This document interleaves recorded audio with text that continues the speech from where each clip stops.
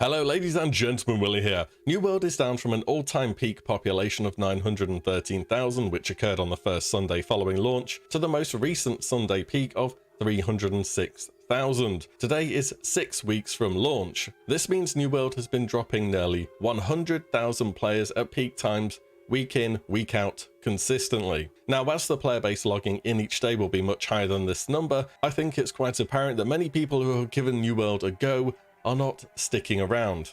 This is not really ideal. Surely the downwards trend has to start flattening out sooner rather than later. There's no way the volume can keep dropping off like this. It simply can't, or there won't be a game in 3 weeks' time. And thanks to the ways in which Steam tracks info, we don't have to rely on the likes of MMO population, and its rather dubious ways in which it counts population. MMORPGs, of course, always have a drop-off after the initial hype phase, but to this degree, it's kind of hard to tell. Game companies don't usually give you the numbers straight up like this. For example, looking at how classic World of Warcraft was tracked over its duration had to be done by player-made Warcraft logs, and they only count players who are usually engaging in endgame activities. Perhaps somewhere around the middle of this graph would be somewhat relevant, because let me tell you, there was no way there was only about 40,000 people on launch. It would have been easily over 1 million. Looking to the Burning Crusade now, where arena content can also be tracked, the game has leveled out somewhat to around 350,000 players who do an activity that is logged in one way or another. You probably have a sizable chunk of more solo and casual players who would bump up the numbers even more than this. A population of 300k at peak is still very good, with MMOs not being the powerhouse genre that they once were, and well, things going the way that they have in New World. It's a pretty big drop off, but it's far from irredeemable. Steam also tracks achievements, New World being an online game, so it should be fairly accurate, I'd hope. We can use this to gauge how many players are really hitting endgame and where the burnout is taking effect. Each 10th level gives you an achievement. 86% of players hit level 10. How did 14% not even make it that far? Probably quit because of queues or just bot accounts. 68% made it to level 20, 47% to 30, 31% to 40, 19% to 50, and 11% to 60. Level 60 feels a bit underrepresented as well when you walk around Everfall or Windswood. Everybody's 60, but this is tracked versus all players who have had the game to any degree. Also, people sub 60 don't tend to be AFKing in low-level zones, to be honest. Fun fact, 0.2% of players have earned the Time Played For achievement, I'll Sleep Next Week, which is for playing 720 hours. Up to this point in time, that's about 17 hours and 50 minutes per day average. I think they get the right to call everyone who's beneath them filthy casuals. So then, why are people leaving? It looks like about half the players can't make half the levels required for level 60, and the ones that do don't stick around for long because of lack of stuff to do.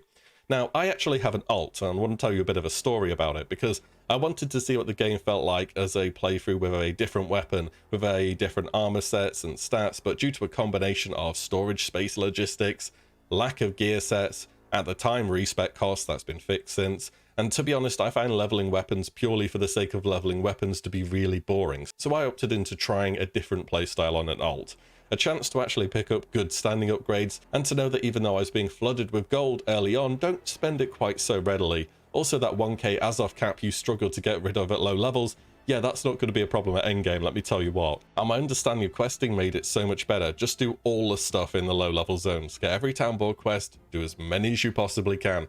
I was setting up this character to be in a better spot than my main already was. The levels 1 to 30 felt super fast paced, there was always so much to do, so much to plan through your next outing on the map, and then I got to Brightwood and it just feels like the map dries up of stuff to do and the running cardio simulator really takes over. We even have some quests which are not only go to place and kill and loot stuff, but go to place and kill and loot stuff, go back to quest giver who gives you a follow-up quest, go back to the place where you were, just to do what again? You'll never guess, kill and loot stuff. You know, the ones with that painter guy in the Angry Earth zone? I'm getting flashback from the Battle of Hillsborough quest line from Taran Mill. Yes, seeing it for the second time, it won't be the same, I realised that, but honestly, I had more fun on the alt from 1 to 30 than I did on my main. Next problem, bugs, exploits, dupes, you name it, New World has had it. From invincibility in PvP, winning wars through lagging the enemy out, best items in the games being duped in their thousands, a fix to a gold dupe leading instantaneously to another gold dupe emerging. All forms of trading had to be paused for a short period of time. Hit detection on certain spells and weapons, certain gems and perks not working,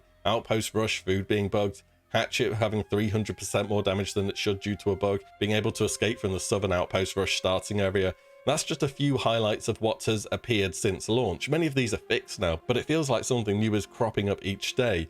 It's kind of easy to sit back and laugh at just how many ways the game has gone wrong, but these issues and many others are going to be taking players out of the game as they're frustrated by the sheer volume of problems that New World launched with. Yes, the world looks very nice, but under the hood it's a full-on carbonara at the moment. I feel as though the PvP hopeful players have been overall let down by the content that New World offers. Flagging just isn't worth it. Recently they added 10% luck to it. The only change I've noticed is instead of a couple people running around being flagged, now it's 20 to 40 people from the biggest guild on the biggest faction zerging their way through the endgame chest farms. There are wars, but they're time sensitive and you need to be accepted.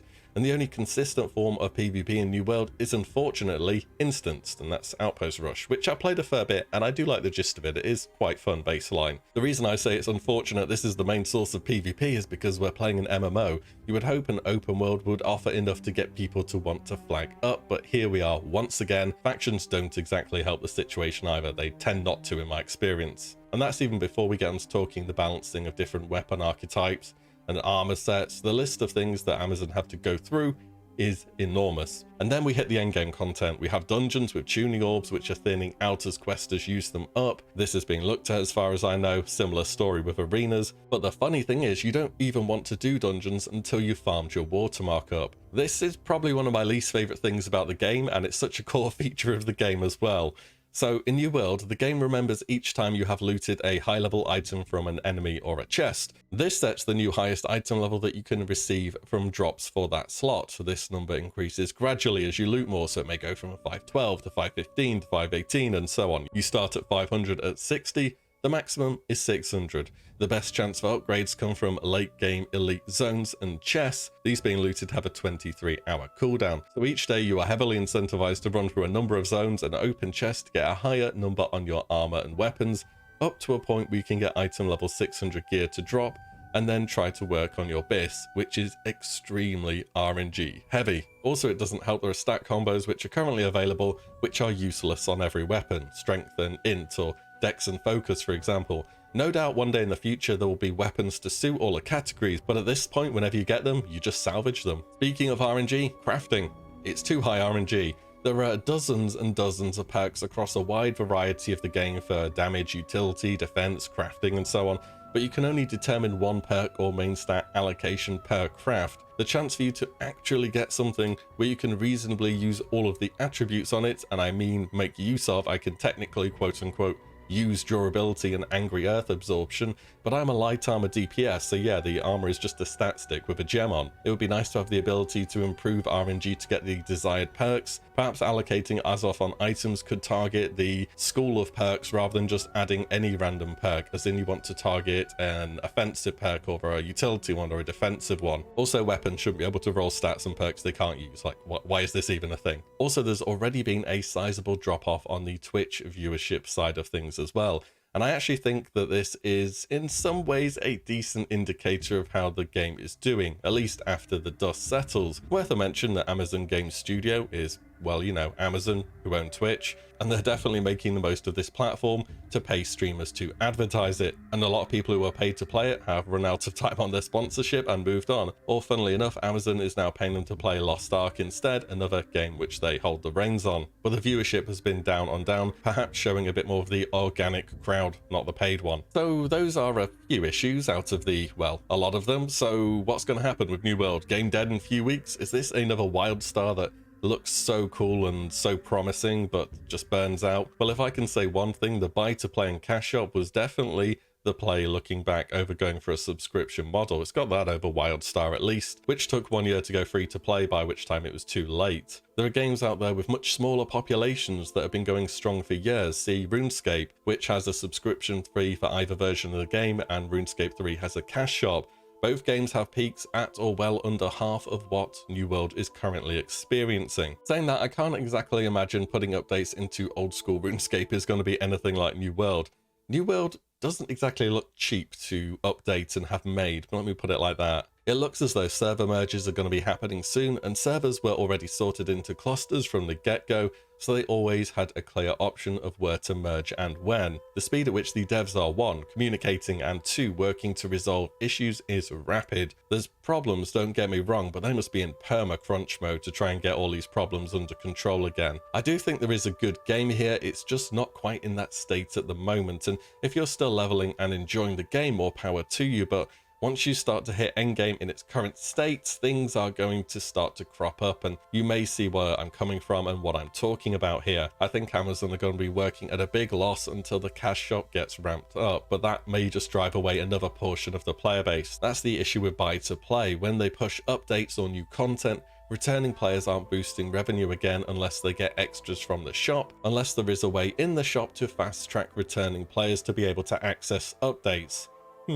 As for me, I feel as though I'm hitting the endgame player wall. I've seen the dungeon content, I've done wars, invasions, outpost rush, crafting, farming, I've even done a bit of an alt. There is, technically, a lot left for me to do, like an enormous amount. Capping my trade skills, capping my watermark, capping all my weapons, but I feel as though I have the gist of it, and for me, there is a bit too much RNG in the slot machine of gearing and late game crafting. Still, I find some time to get on daily to do the cooldowns and the faction quests. Perhaps even I join an outpost rush or 2, hopefully where I don't get put on a team that starts with 14 players versus 20 Voidbent Great Axe Life staff monsters. I'd like to say I've got my money's worth, which I definitely have, but there's something about saying an MMO was at least worth the money for the time investment doesn't exactly fill you with hope long term if that's considered a positive spin people are leaving with. You need people on MMOs to come back to play long term to be interested in how the game is going to look in the future, especially when you have an endgame that needs groups and players, it has a player-driven economy, and it only has server-based outpost rush, at least at the moment. I'd like to see it succeed. A big title like this falling over on its own mistakes and premature release is not good for MMORPGs in general, but I think the road to getting the game in a state is still going to be quite long, and it's going to certainly be arduous for the devs. That's about it though. Let me know your thoughts on it all, how things are looking on your server and what your experiences have been.